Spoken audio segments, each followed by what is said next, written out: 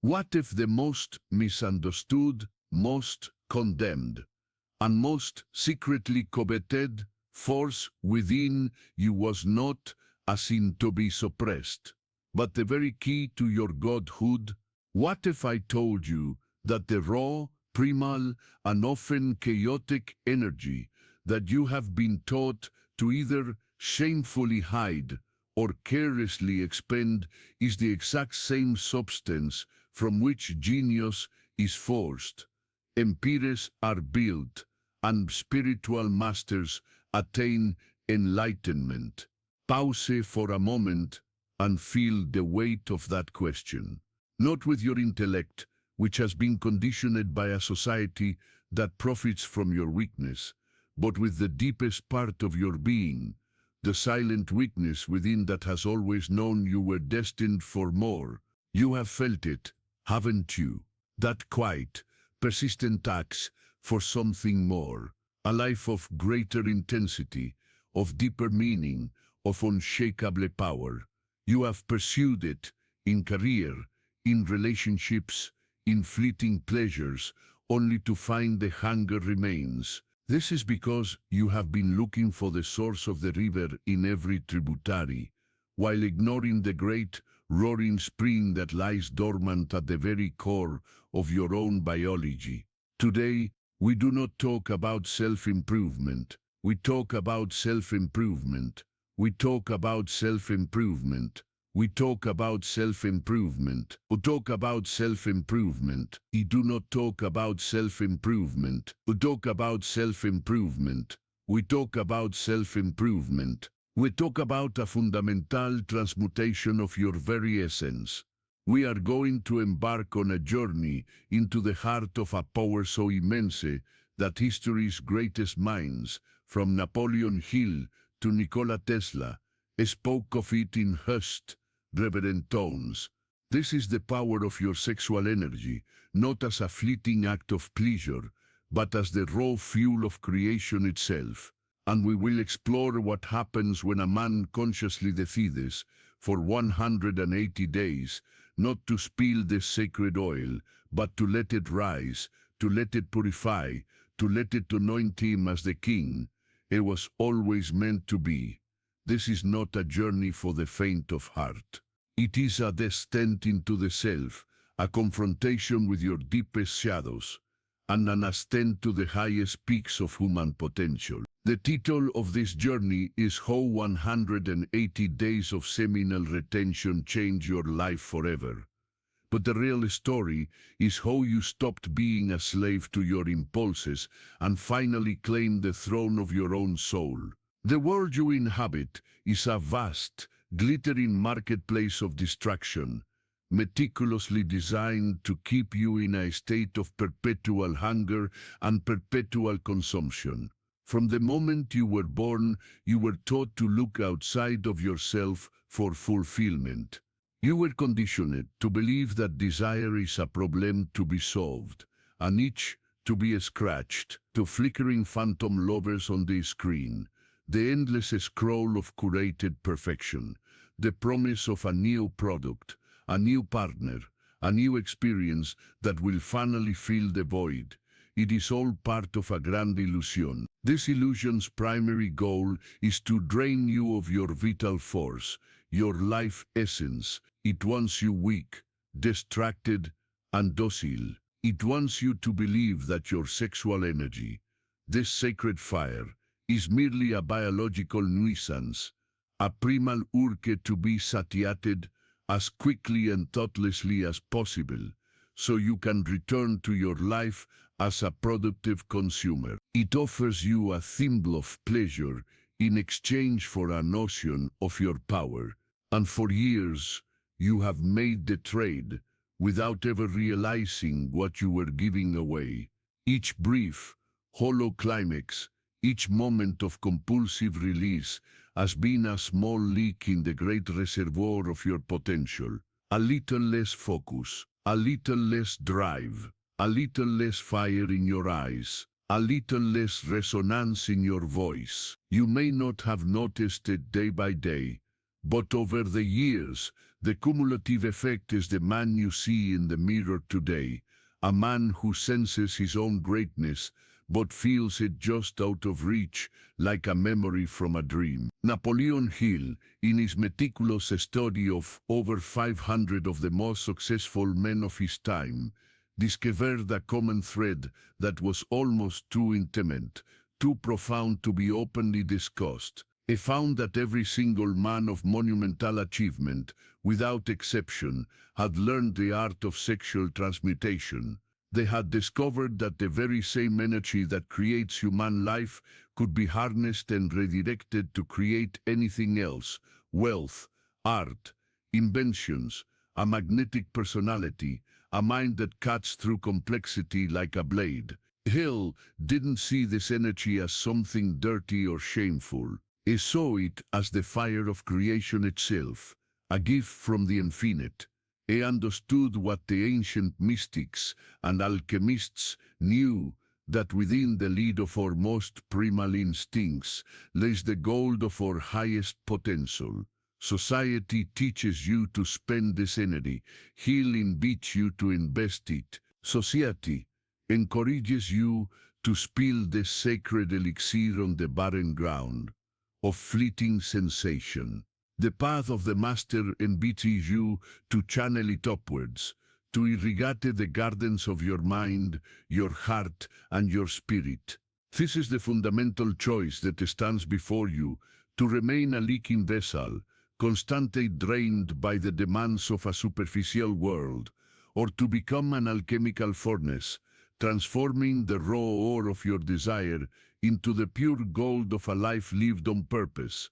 The next 180 days are your initiation into this ancient art, a conscious pilgrimage from the man you are to the man you are capable of becoming. This process, this transmutation, is the highest form of practical magic. It is an act of internal alchemy. Imagine your life force as a powerful river flowing through you.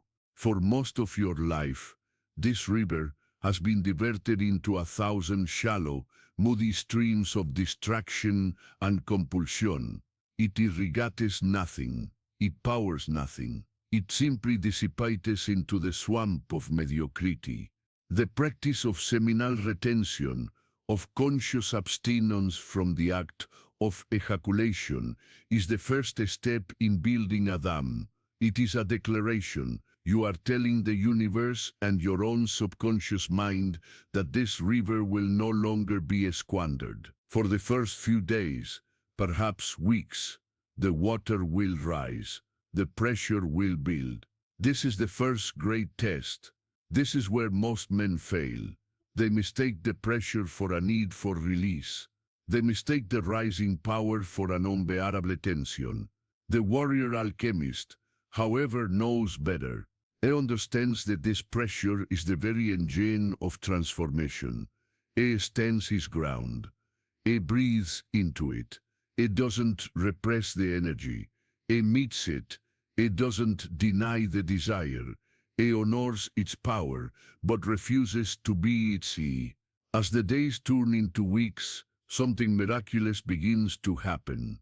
The river, no longer dissipating, begins to change its very nature. The contained energy begins to heat up, to purify. It's like coal under pressure turning into a diamond. This raw, biological work begins a journey upward through your subtle body, your energetic anatomy. It rises from the base, the seat of survival and procreation, and begins to infuse the centers of personal power, of love, of expression, of intuition, of consciousness. The fire that once burned only in your loins now begins to burn in your belly, giving you a grounded confidence, a palpable presence that people can feel when you walk into a room.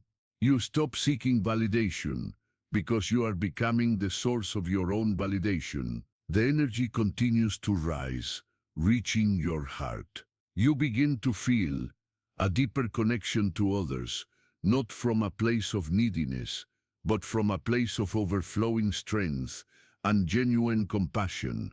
Your creativity, once sporadic, becomes a constant, bubbling spring.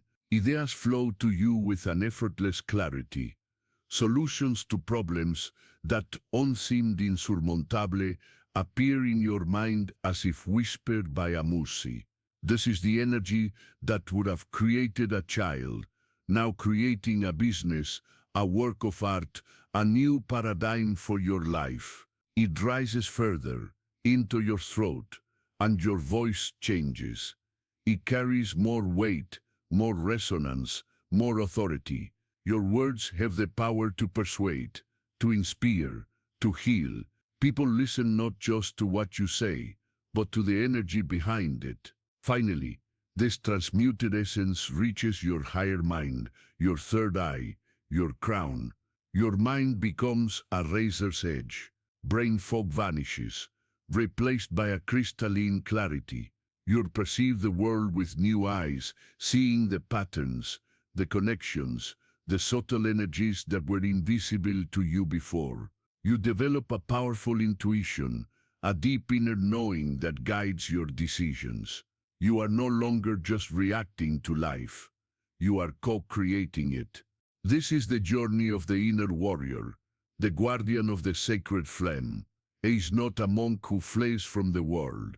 He is a master who lives in the world, but is not consumed by it. He harnesses the very force that drives the world and uses it to shape his own destiny. He understands that every time he feels a wave of desire, it is not a command to act, but an offering of power. It is a gift of raw energy, and he has a choice to squander it for a moment of sensation, or to add it to the great internal fire that fuels his life's purpose. The archetypal shadow, the beast of compulsion, will roar. It will tempt you with old habits, with memories of easy pleasure.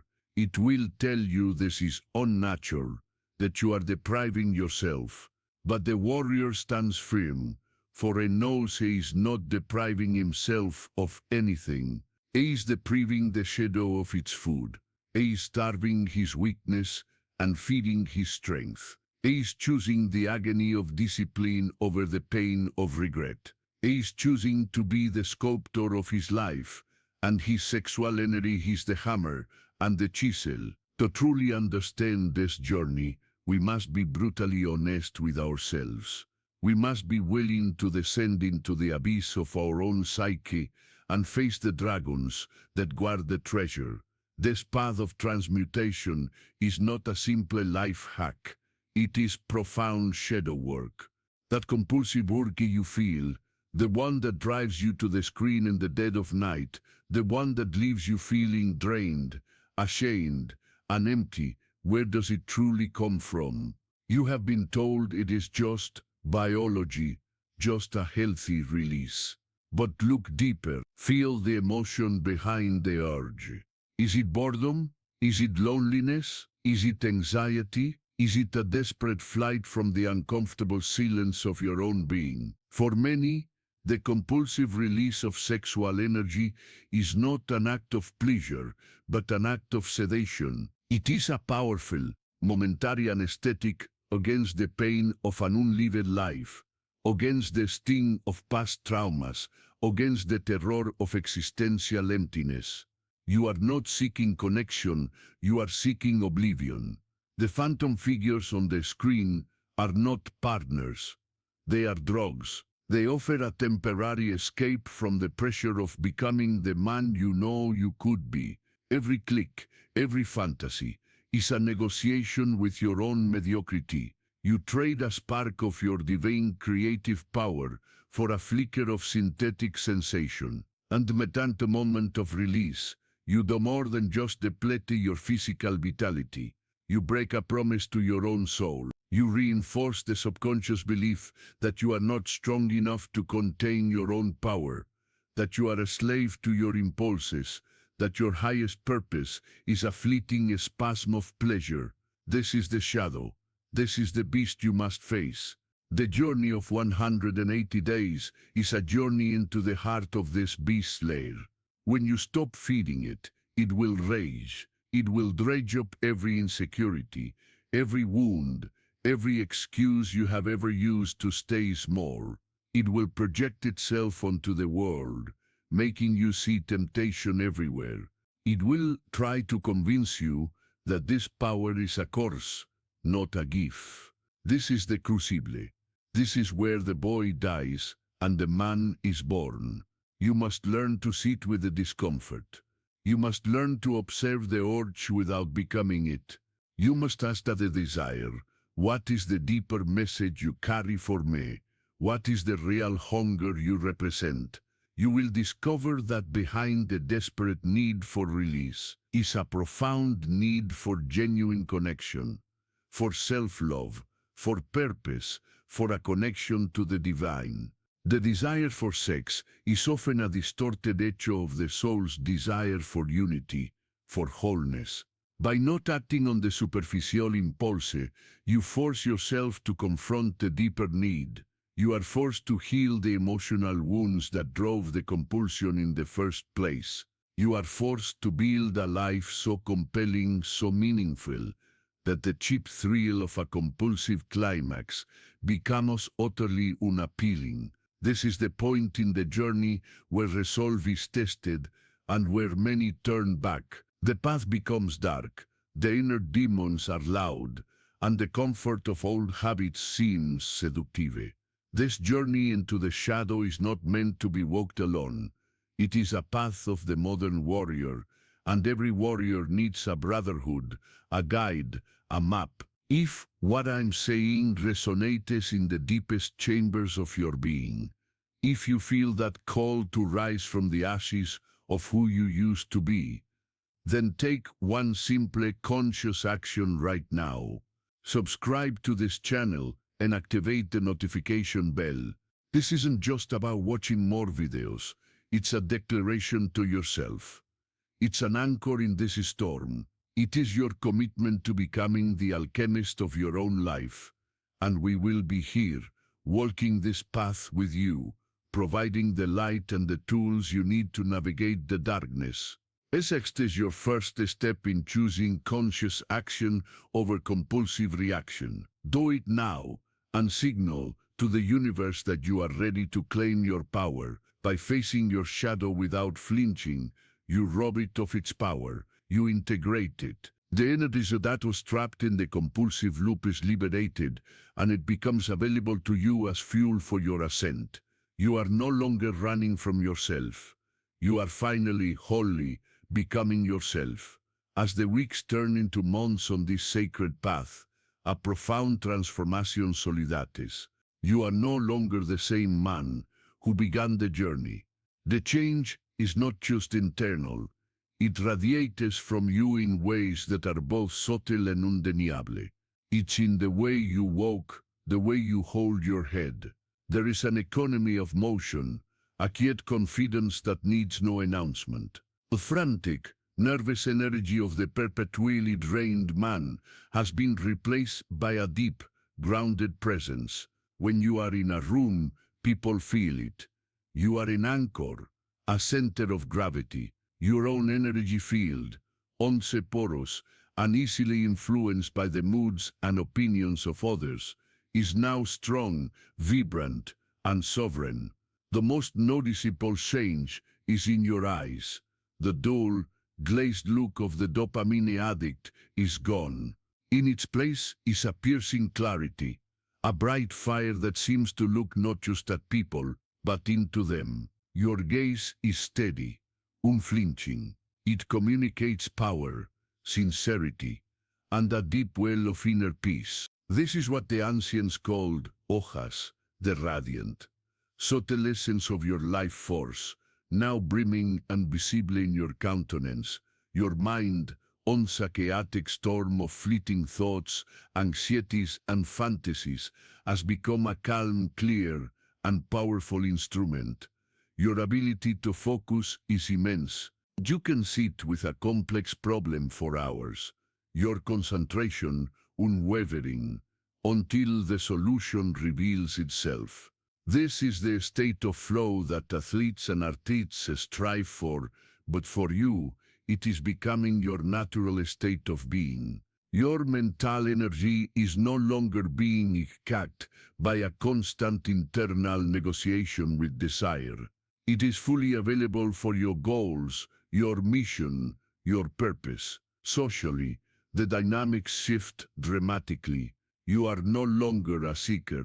The subtle, needy vibe that repels genuine connection has vanished. In its place is a powerful magnetism.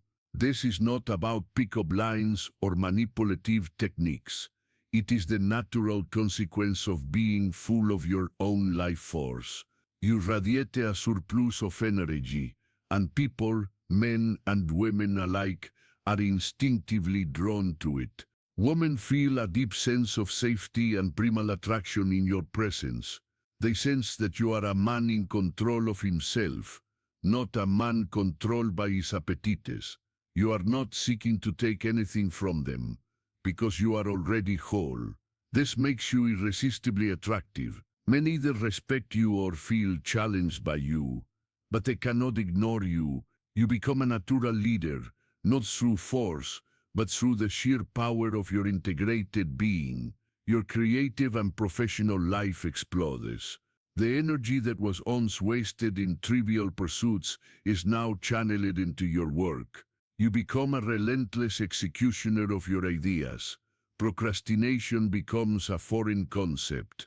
You wake up in the morning with a burning desire to create, to build, to achieve. This is the Midas touch that Napoleon Hill spoke of. It's not magic, it's physics. You have harnessed the most powerful creative energy in the universe and aimed it squarely at your goals. Your spiritual life deepens immeasurably. With the constant chatter of base desire quieted, you can finally hear the subtle whispers of your own soul. Your intuition becomes a trusted guide. You experience moments of profound insight, of synchronicity, of a deep and abiding connection to the fabric of life itself. You realize that you are not just a body with a spirit, but a spirit temporarily inhabiting a body, and you are the conscious steward of its sacred energies.